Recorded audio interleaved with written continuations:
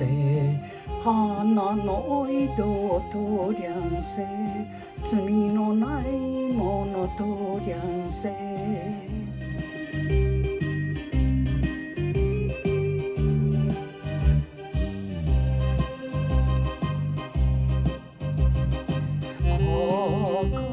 光またたく黒門町に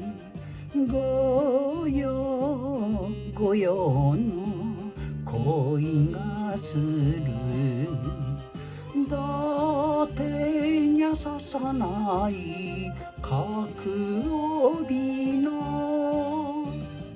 房は紫この十手遠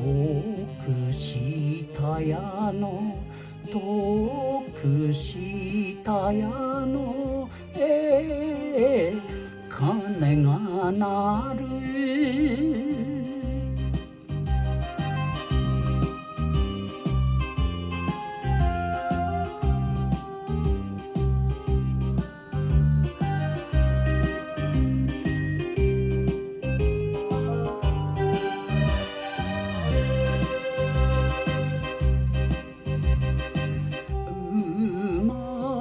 ついての勇み肌お天道様の授け物指でしごいた鳥縄は罪を縛って人ほどく空に隅田の空に隅田の川花火とりゃんせとりゃんせ花の井戸とりゃんせ罪のないものとりゃんせ